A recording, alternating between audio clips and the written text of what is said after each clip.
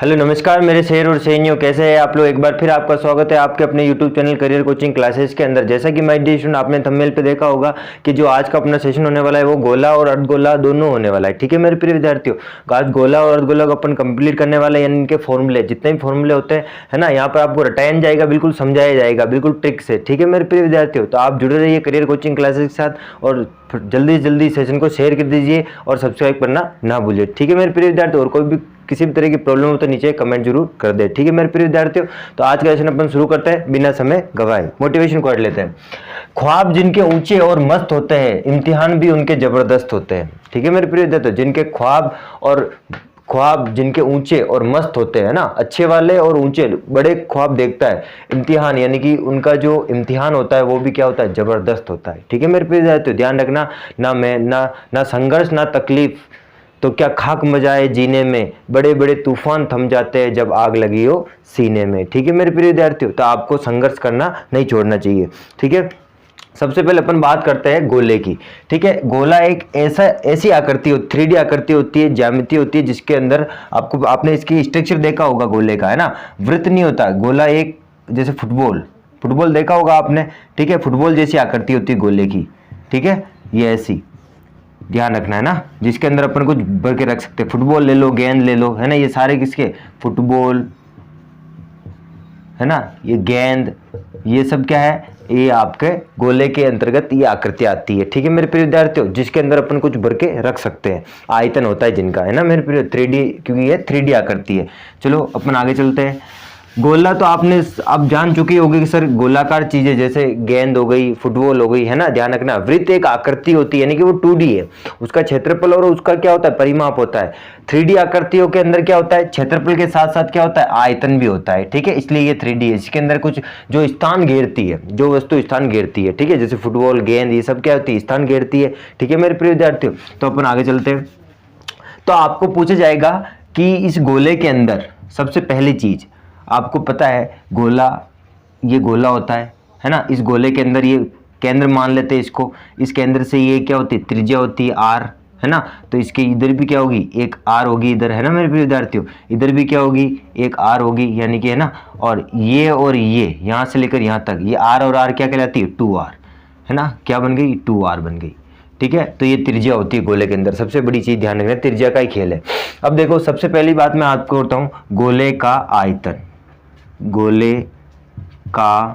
आयतन होता है मेरे प्रिय विद्यार्थियों। वो गोले का आयतन क्या होता है, गोले का आयतन ध्यान रखना, रटना नहीं है, देखो समझ लेते हैं क्या होता है। बेलन का आयतन, अब बेलन वाली क्लास मैंने पिछली बार पढ़ाई थी, आप डिस्क्रिप्शन में उसका लिंक है, वहां से आप क्लिक करके देख सकते हो।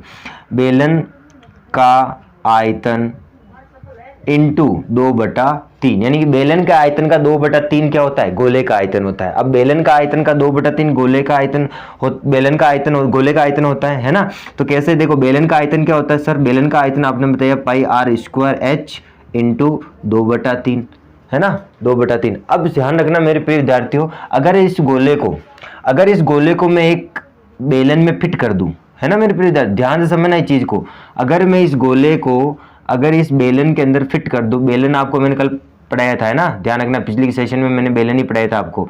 अगर इस बेलन को मैं एक गोले के अंदर फिट कर दूं, गोले को इस बेलन के अंदर फिट कर लूं, तो आपने देखा होगा मैंने बेलन की एक आकृति बताई थी। इस आकृति में यहां से लेकर यहां तक वो एक सीधी ऊंचाई h जो होती है, बेलन की जो h होती है, वो गोले की क्या बन जाएगी, 2r बन जाएगी, क्या बन जाएगी मेरे प्रिय विद्यार्थियों।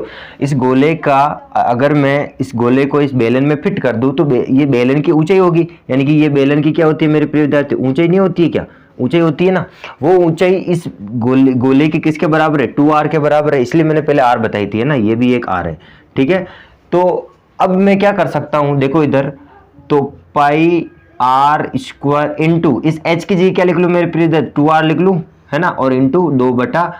देखो रटना नहीं है, ठीक है। और जब देखो इधर इसको मैं अगर सोल्व करूंगा तो 2/3 को आगे ले लो, 2/3 को, और ये पाई का पाई हो जाएगा, r का क्यूब हो जाएगा, और ये 2 और है इसके साथ, ठीक है, इंटू 2 यहाँ ले लो बार। तो अब ये 2 किससे गुना कर दो, इस 2 से गुना कर दो, तो ये हो जाएगा 4/3 πr क्यूब। अब बताओ किसी को दिक्कत, देखो बिल्कुल नया तरीका बताया मैंने आपको।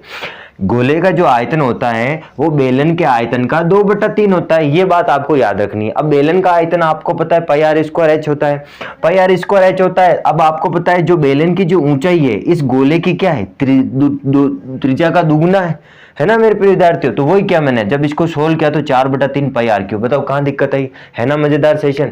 तो गोले का आयतन आपको याद नहीं रखना, सिर्फ इतना सा याद रखना है कि गोले का जो आयतन होता है वो बेलन के आयतन का 2/3 होता है। ठीक है मेरे प्रिय विद्यार्थियों, ये भी क्वेश्चन आपको बन सकता है, तो ध्यान रखना। उसी से अपन ने बेलन गोले का आयतन ज्ञात कर लिया है 4/3 पाई आर क्यूब, जहां पर पाई का मान क्या होता है बताओ बार बार, 22/7 या फिर क्या बोलते हैं इसको 3.14 है ना, 3.14 होता है। ठीक है, और आर आपको पता है गोले की त्रिज्या। ठीक है, तो ये आई होप आपको समझ में आ गया होगा। नोटबुक पेन जरूर साथ में रखें और ये ढांचा आपको ध्यान रखना है कि गोले का आयतन, और ये लाइन आपको ध्यान रखनी है, गोले का आयतन बेलन के आयतन का 2/3 होता है। ठीक है मेरे प्रिय विद्यार्थियों, चले आगे, गॉट इट। इसको मैं रफ कर लेता हूं।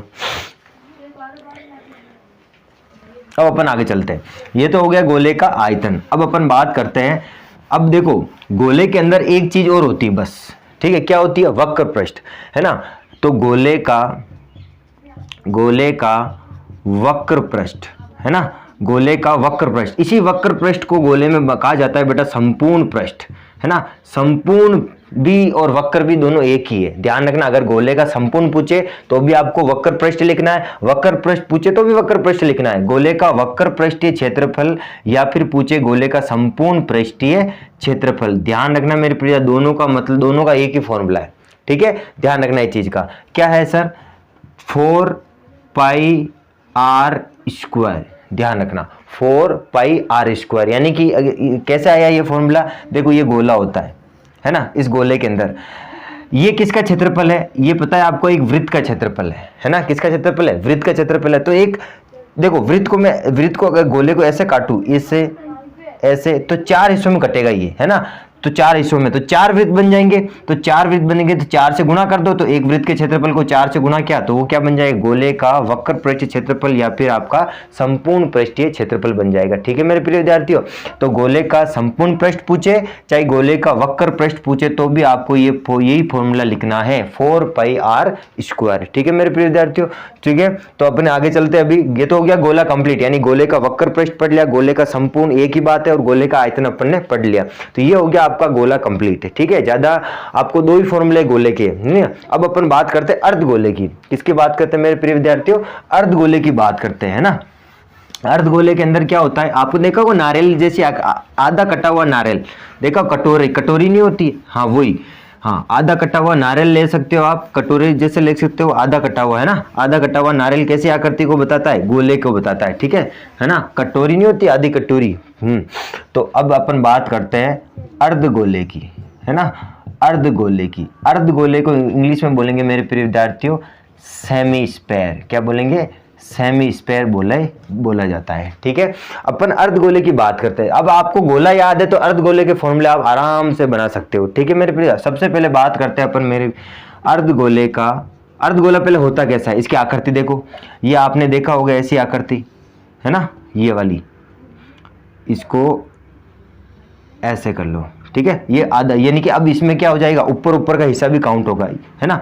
ये इसकी क्या हो जाएगी, यहाँ से लेकर यहाँ तक, ये इसकी त्रिज्या हो जाएगी आर, केंद्र से लेकर किसी पृष्ठ पर खींची गई दूरी, तो ये भी क्या होगी, इसकी त्रिज्या हो जाएगी, और ये भी इसकी क्या होगी, त्रिज्या हो जाएगी। ठीक है मेरे प्रिय विद्यार्थियों, तो ये हो गया अर्धगोला। आधा कटा हुआ नारियल आपको दिख ही रहा है, ऊपर का भाग। ठीक है, तो अब सबसे पहले अपन बात करते हैं कि अर्धगोले का आयतन, अर्धगोले का आयतन।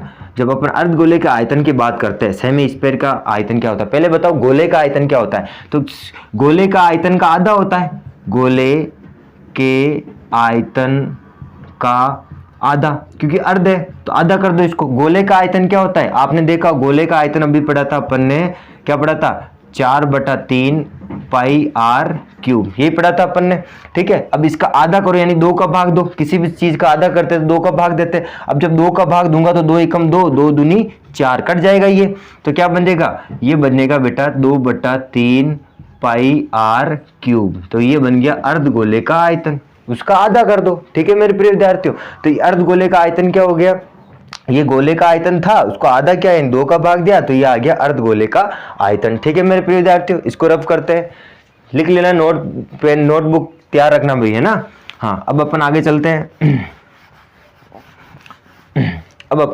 हैं। अर्धगोले का, अब इसमें ध्यान रखना अलग अलग होता है, वक्र पृष्ठ भी अलग होता है, संपूर्ण भी अलग होता है, ध्यान रखना। अर्धगोले का वक्र पृष्ठीय क्षेत्रफल।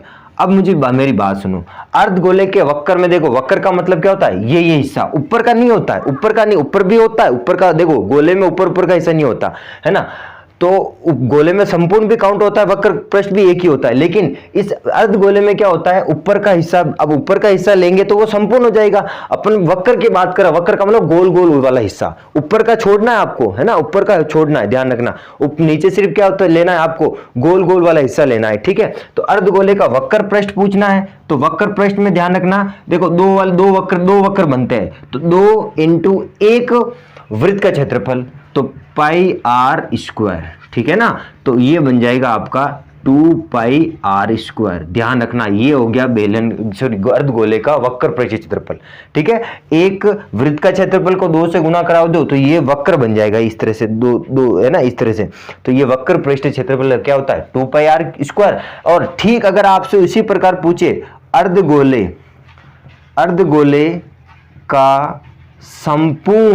अर्धगोले का संपूर्ण पृष्ठीय क्षेत्रफल, ध्यान रखना, गोले में दोनों एक ही होता है, लेकिन अर्धगोले में अलग अलग होता है। संपूर्ण का मतलब अब ऊपर का हिस्सा भी लेना है आपको, ऊपर का हिस्सा, ठीक है। तो संपूर्ण पृष्ठीय क्षेत्रफल पूछेगा तो ऊपर का हिस्सा लोगे, तो ऊपर इसके वक्र पृष्ठ में अर्धगोले के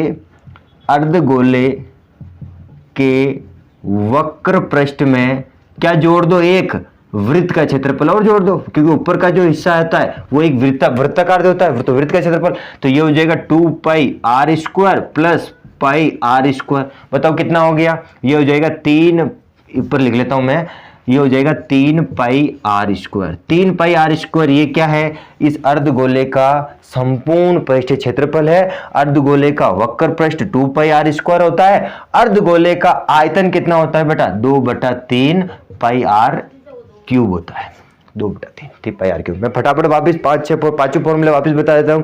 गोले का आयतन पूछेगा तो गोले का आयतन कितना होता है, 4/3 पाई आर क्यूब, ठीक है। फिर आपको गोले का संपूर्ण पूछे चाहे गोले का वक्र पृष्ठ पूछे, क्या हो जाएगा फॉर्मूला आपका, 4 पाई आर स्क्वायर, ठीक है। फिर आपसे पूछेगा अर्धगोले का आयतन 2/3 पाई आर क्यूब, है ना, और अर्धगोले का वक्र पृष्ठ 2 पाई आर क्यूब, अर्धगोले का संपूर्ण पृष्ठ क्षेत्रफल ये हो जाएगा आपका 3 pi r square, 2 pi r square, और ये हो जाएगा 3 पाई आर स्क्वायर, ठीक है मेरे प्रिय विद्यार्थियों, ध्यान रखना। तो आई होप आज का सेशन आपको काफी अच्छा लगा होगा, ठीक है।